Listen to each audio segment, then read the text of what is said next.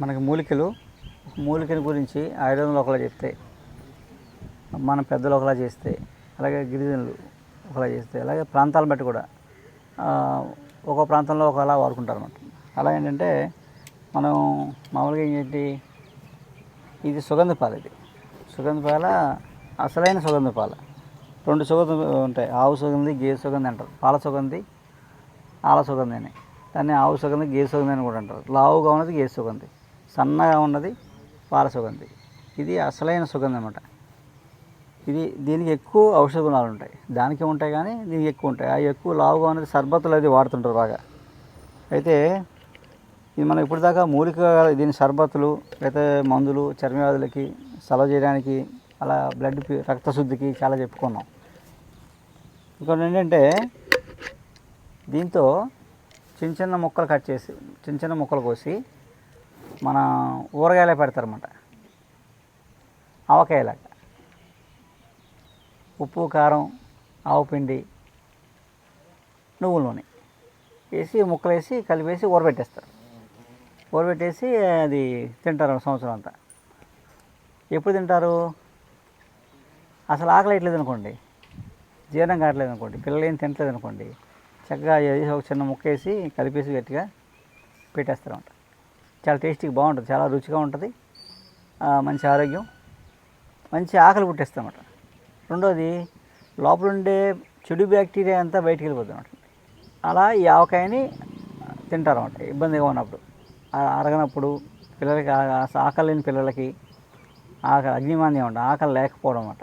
అలాంటప్పుడు మనం ఆకలి లేదంటే టానిక్లు తాగుతాం, నెలలు తాగుతాం, ఏం ఉపయోగం ఉండదు. తాగినంతే బాగుంటుంది, మళ్ళీ మామూలే.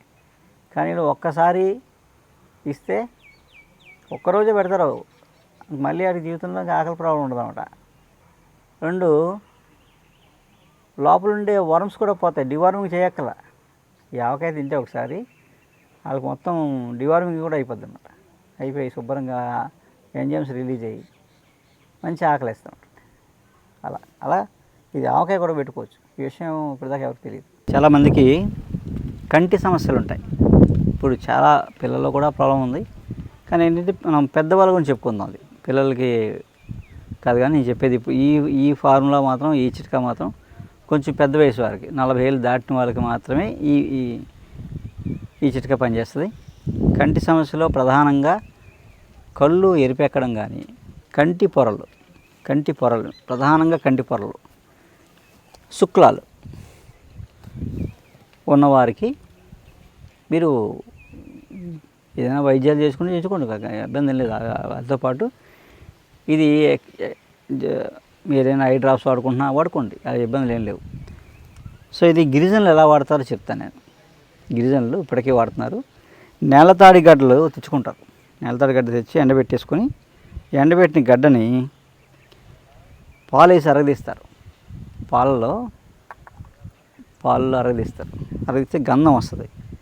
ఆ గంధం కాటుకలా పెట్టుకుంటారు నైట్. ఇలా కాటుకలా రెప్పలకే, కంటి లోపల కాదు. కాటుక పెడతాం, కంటి రెప్పకి ఇలా లాగి ఈ రెప్పకి పెడతాం. అలా ఒక కింద రెప్పకి మాత్రమే పెట్టాలి, పై రెప్ప పెట్టక్కర్లేదు.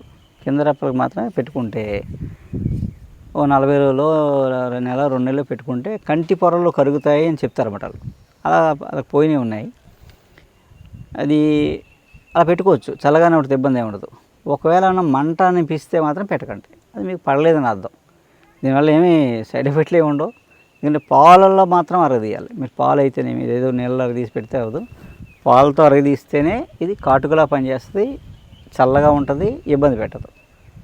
ఓకే, అలా ట్రై చేయొచ్చు, ఇబ్బంది లేదు. ఏమన్నా కొంచెం మంట అనిపిస్తే పెట్టడం మానేనండి, అంతే తప్ప పెట్టుకోవచ్చు.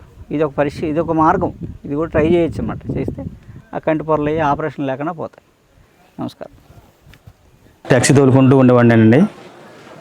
నాకు సైనస్ అనే కంప్లైంట్ ఏర్పడ్డది సార్. నాకు ముక్కులో గడ్డ కట్టేసిందండి. నాకు బాగా విపరీతంగానే ఊపిరి అందిది కదా సరిగ్గా. నాకు ముక్కుతో పీల్చుకునే గాలి నోటితో పీల్చుకునేవాడండి. పాలకొల్లు ఏంటి హాస్పిటల్కి వెళ్ళానండి. డాక్టర్ గారు నన్ను స్కాన్ చేశారండి. లోపల స్కాన్ పెట్టి చూశారు. స్కాన్ పెట్టి చూస్తే, అమ్మ నీకు ట్యాబ్లెట్ వల్ల తగ్గదు, ఇంకది నువ్వు ఇమీడియట్గా రేపు నువ్వు అటెండ్ అయిపోవాలి, నాకు ఆపరేషన్ చేస్తాను, ఒక 40,000 తెచ్చుకోమన్నారండి నన్ను ఆపరేషన్కి. ఈ సైనస్ ఆపరేషన్కి 40,000 తీసుకోమన్నారు డాక్టర్ గారండి. నేను నెల రోజులు కూడా ఏ పని చేయకూడదు, రెస్ట్ తీసుకోవాలి.